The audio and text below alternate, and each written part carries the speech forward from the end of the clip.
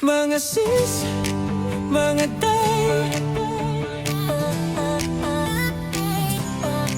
mga sis, mga day, nandito si Baby Team Panday.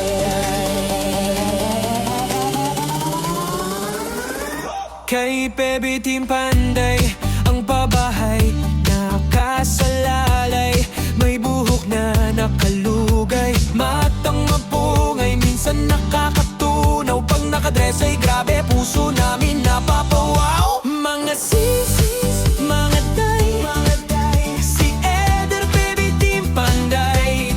Sa trabaho di pa patay-patay, mahalagang hanap buhay. Mga sis, mga day, si Baby Team Panday talagang idolo. Pag siyang gumawa at trumabaho, kahit minsan pagod, okay lang may smile sa dulo. Mabilis kumilos, di pa dalos-dalos, di pwedeng sukat ay kapos, kundi lagot kay pugong niyang boss. Palaban din sa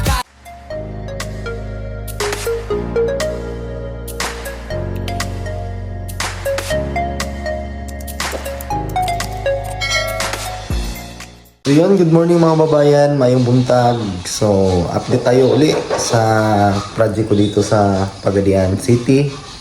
So, matagal tayong walang upload kasi nung Sabado yata yon na buong araw talaga na walang kuryente. So, wala na din kaming internet. So,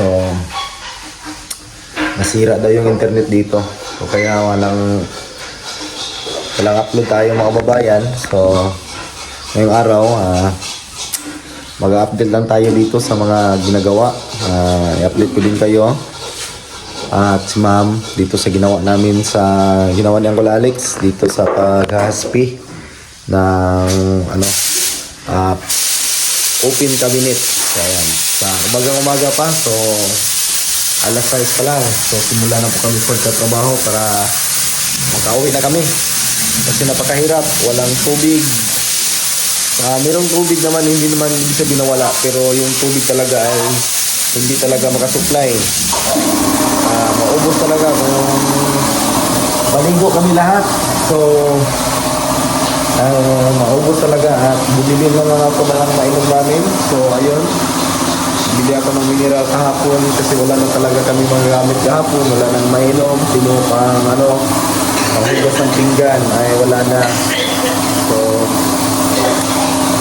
sacrifice tayo dito. So importante matapos natin to. Tapos natin itong project na to.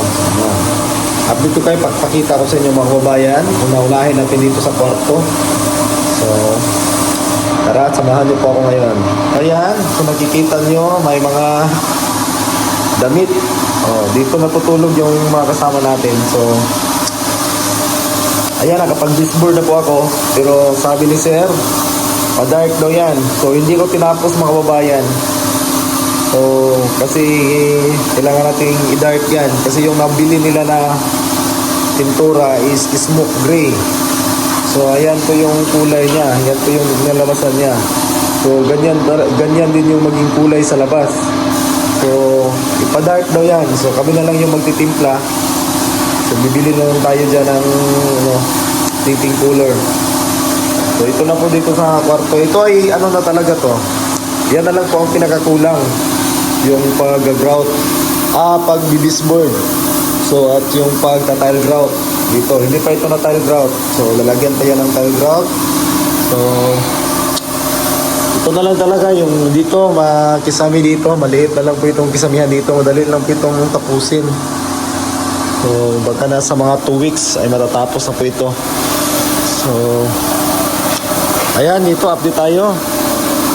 So, ito na po yung ginawa. Ayan.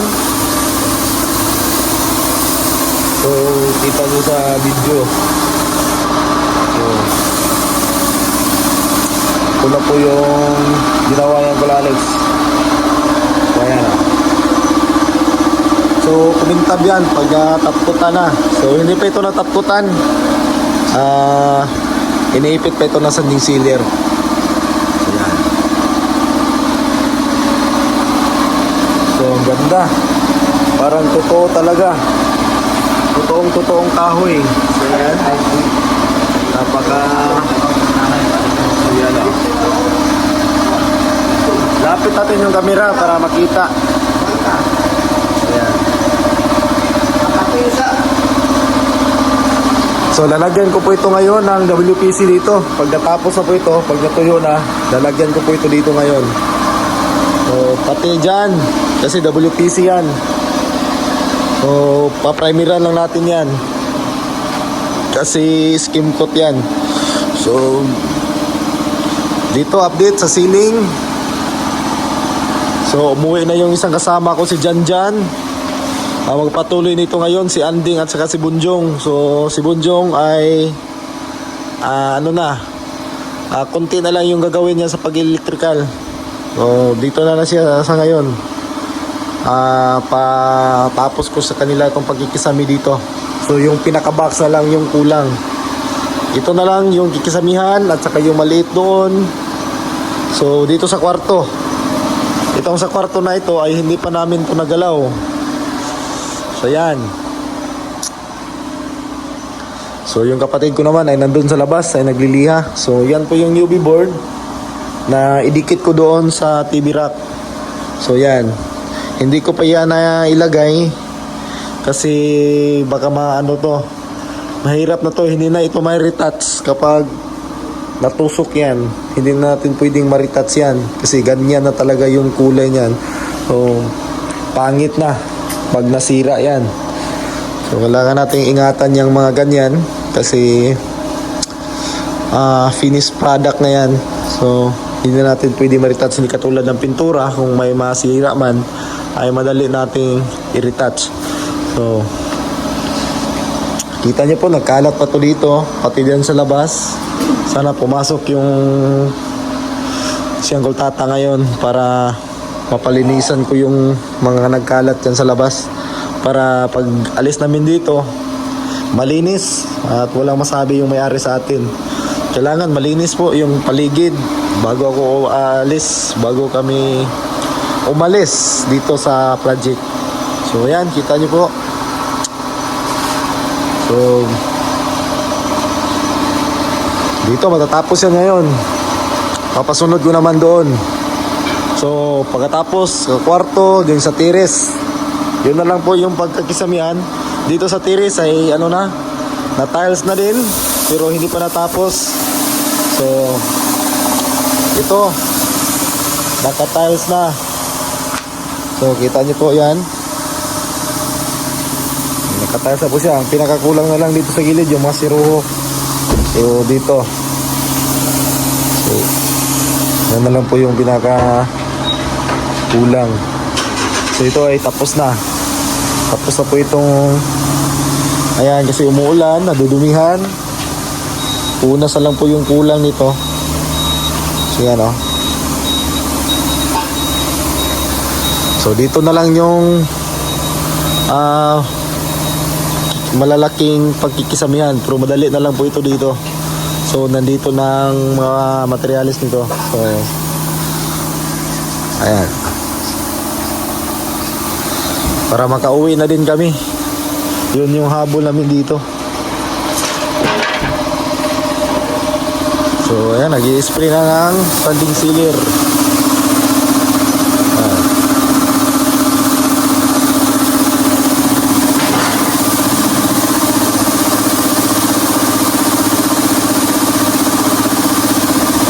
So ako na yung magtataptot dito mamaya kasi hindi kaya ni Uncle Alex yung amoy ng top coat. So tayo ang magta-top coat mamaya. So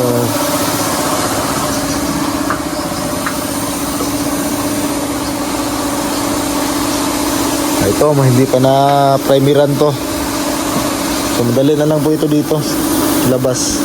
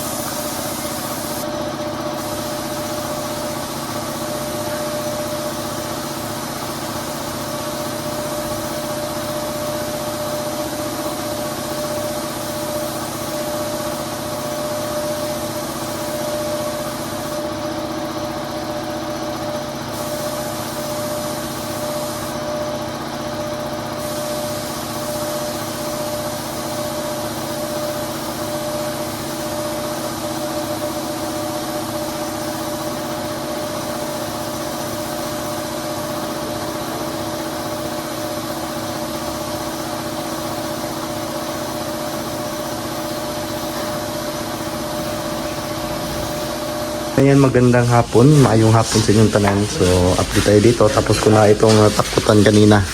So, ayan. Nakakintab na po siya. At nakatapkot na po ito. So, dito, ayan, nakapagkabit na po ako ng WPC. So, kung mapapansin yung mga babayan. So, ayan. Ito yung WPC. So yung kulay niya ay nagkasing kulay lang din ng ano. So yan, sa ginawa dito. So ayan.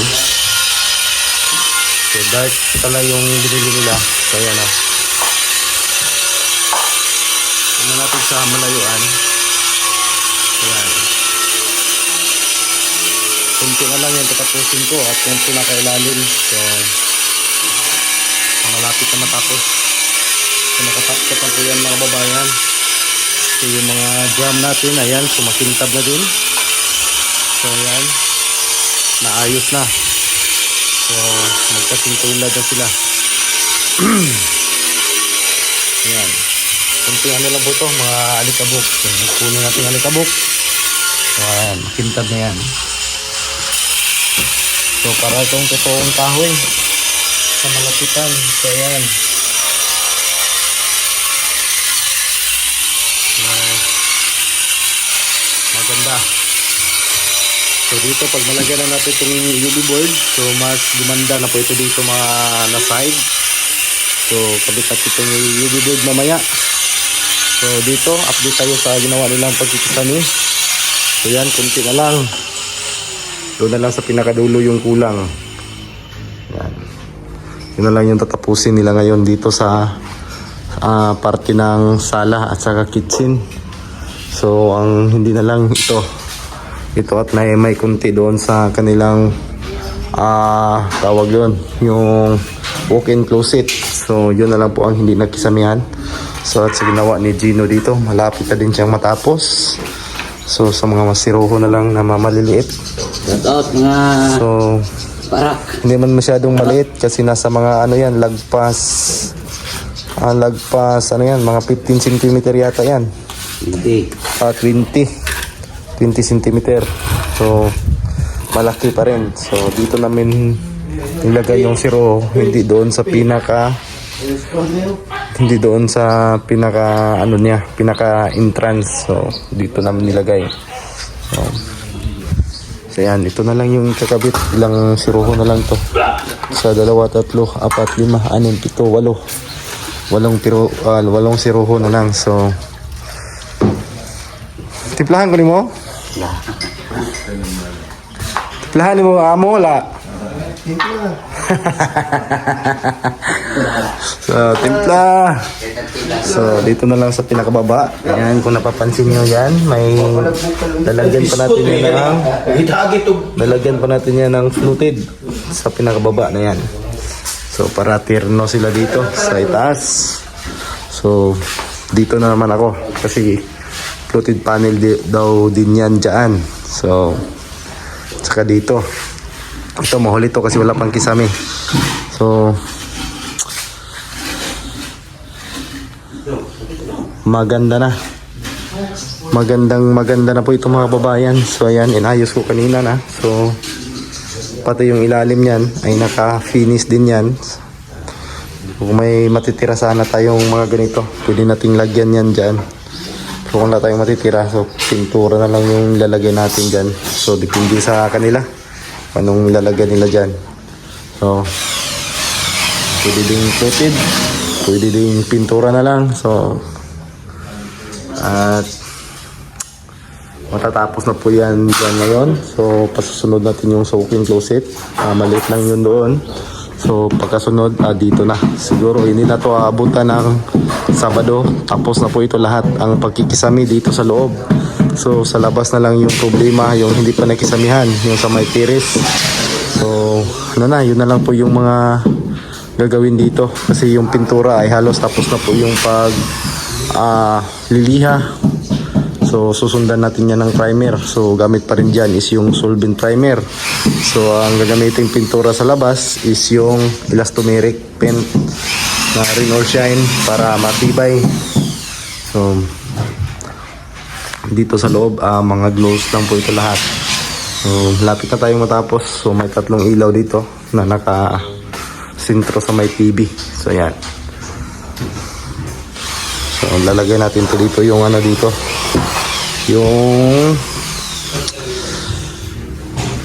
UV board mamaya. So, kabit natin yan mamaya pagkatapos natin dito. Hindi pa natin natapos dito. So, yan. So, kunting ano na lang to. Kunting tiis. Makaalis na din kami dito sa Pagadian. So, yan.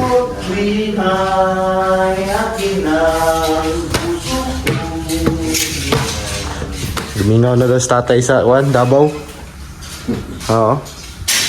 Mingaw na ning upawa niyo. Lahubog ra ba kayo ni? Kapi-kapi. So, yan. Palautog. So, yan na lang po yung tatapusin namin dito. Ito na lang. So, kunting ano na lang to. Kunting patid. Hello mga kababayan, magandang gabi po sa inyo lahat. So, yan, kita nyo po na tamaan ng ilaw. So, napakakintab niya. So, yan. So, yan po yung open cabinet. So, bali tapos ko na po dito ang paglalagay ng floated panels. Ayan. So, medyo madilim kasi ano na, malapit na pong magdilim dito. So, nag-aagaw na yung liwanag at saka dilim. So, yan na po mga kababayan. So, hindi ko talaga nakaya yung pagkakabit ng UV board. So, bukas na po ng umaga ko itakabit yon. So, tapos na po ito dito. So, ayan. Napaka kintab niya. So, para siyang tunay na kahoy talaga. Pero ordinary na plywood lang po ito. So, minasilihan namin. Kasi napaka pangit po ng ordinary. Ito. So, minasilihan na namin to para magumanda. So, ito kasi yung binili nila. Ayan. So, dito, update tayo sa ginawa nila. So, ayan. Tapos na. So, diba? Ang ganda din. Ayan. So, ilaw na lang yung ikakabit dyan. So, ayan. Ito, ihaspi pa to. So, baka bukas mahaspi na ito. So, dito na lang yung pagpipintura. Dito na lang na area. So, ito. So, pafinis natin to. Dito. Hindi na to abutan ng Sabado dito. Matatapos na po ito dito. So, para makapag-proceed na doon sa labas lahat. So, yung sa labas ay pagtutulong-tulungan namin yun. So, mas madali yun kasi marami kami. So, dito ang hindi pa napinturahan. So, ito, hindi pa yan. So, pagay may lalagyan pa daw to dito na ano, WPC. Katulad ng nilagay natin dyan. So, antayin muna nating makisamihan para makuha natin yung tamang sukat. So, ito din, may WPC din to. So, ano na. Malapit na talaga mga babayan. Kunting ano na lang paghihirap namin dito. Makauwi na din kami sa aming kanya-kanyang bahay. So, dito si Gino, ayan, dito sa ginawa niya. Tapos na. So, ayan. Nakikita nyo po, tapos na yung pagka-tiles dito. So, yan. So, malinis na mga kababayan. So, ito na lang yung gagawin namin dito kasi hindi pa ito na primeran. So, may kunting skim coat pa dito na side. Yan, dito. So, na yung cellphone prank. Lang po yung mga tatapusin at saka yung kisami dito. So, kunting mga retouch na lang. Yun yung update natin ngayong araw. So, salamat. Maraming salamat sa inyong lahat. So, matagal-tagal tayong hindi nakapag-update dito sa ating project. Gawa na ang nahirapan tayo sa internet pero okay lang. Ganyan talaga yung ganyan talaga yung buhay. So, mag-update tayo. So, ito na mga kababayan. Ito na po yung nangyayari dito sa mga namin ginagawa. So, kunting tiis na lang talaga. Kunting na lang sacrifice. Yung namin dito. Nakakauwi na din kami. So, goodbye talaga. Goodbye Philippines. Yee! Siguro sa mga ano dyan, happy lang. So, thank you pa rin sa inyong lahat mga kababayan. At lalong-lalo na po dito sa nagpapagawa ng bahay. So, yan. Maraming salamat pa rin. So, palapit na talaga matapos. So, yun lang mga kababayan. God bless. Huwag amping mo. Tanan.